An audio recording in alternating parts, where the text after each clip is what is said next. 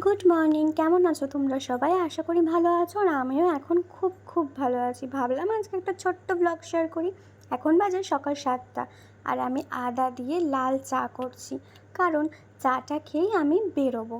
তো এই যে চা করে নিয়েছি, আর তোমাদের জন্য একটা সারপ্রাইজ। সেটা হলো এইটা দেখো, আজকে আমি শাড়ি পরে যাচ্ছি। কত ধক আমার শরীরে, আমাকে সবাই গাল দিয়েছে যে শাড়ি পরে এত সেজে গুজে তুই এই গরমের মধ্যে ট্রেনে যাচ্ছিস।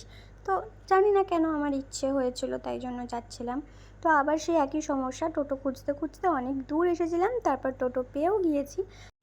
এখন একটু শান্তি শান্তি ফিল হচ্ছে, কারণ যেহেতু আজকে শাড়ি টাড়ি পরে এত রেডি হয়ে বেরিয়েছি, সেই জন্য আমার বেরোতে একটু লেট হয়েছিল। টোটো না পেলে হয়তো ট্রেন মিস করতাম, সেটা ভেবেই টেনশন হচ্ছিল।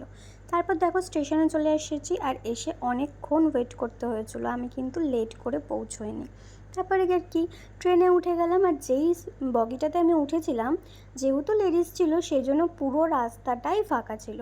এখন দেখো কৃষ্ণনগরে ওয়েট করছিলাম, মানে ট্রেনটা ওয়েট করছিল, আর পুরো বগিটা ফাঁকা, আমি একা পা তুলে চুপচাপ বসে আছি।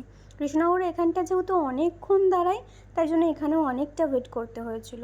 আর এটা পরের ট্রেনটা, জানো তো, মানে ওই 8টা কততে ওই ট্রেনটাতে যাচ্ছিলাম। তো এই ট্রেনটা না খুব ঝিমিয়ে ঝিমিয়ে যায়, মানে নর্মালে 4 ঘন্টা 4.5 ঘন্টাতে দমদম শিয়ালদা পৌঁছে গেলেও এই ট্রেনটাতে করে যেতে গেলে অনেকটা টাইম লেগে যায়, মানে 5 ঘন্টা পার হয়ে যায়।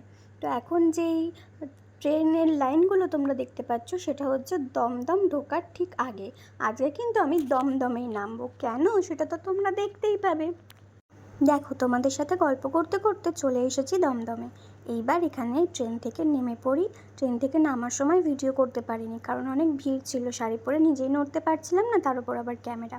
তো এই দেখো, এখন আমি সাবওয়ে দিয়ে নামছি, কত আস্তে আস্তে নামছি দেখো, মনে হচ্ছে প্রেগনেন্ট মহিলারা যেরমভাবে হাঁটে সেরমভাবে হাঁটছিলাম।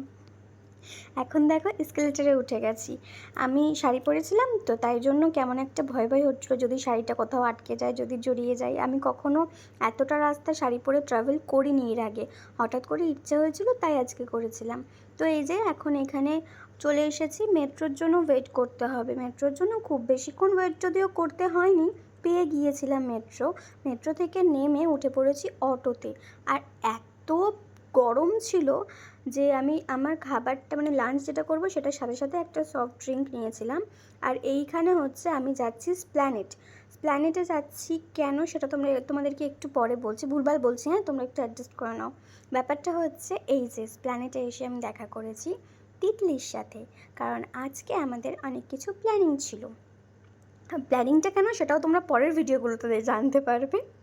তো এই যে স্প্ল্যানেট থেকে এখন আমরা বাড়ি ফিরছি, অনেক মানে ওই টুকটাক শপিং টপিং করে বাড়ি ফিরছি। আমি ওকে অনেকক্ষণ ধরে খুঁজছিলাম, খুঁজে পাচ্ছিলাম না, তারপর খুঁজে পেয়ে ওরকম শান্তি পেয়ে গিয়েছি। এবার দেখো বাড়ি ফেরার পথে ওরকম নিচে বসে পড়েছে, কারণ ওর খুব পায়ে ব্যথা করছিল, তাই জন্য আমি ওকে বলছি ওর দেখ আমি কিন্তু ভিডিও করছি। ওর বলছে আমার কোনো যায় আসে না, তুই যা করছিস কর।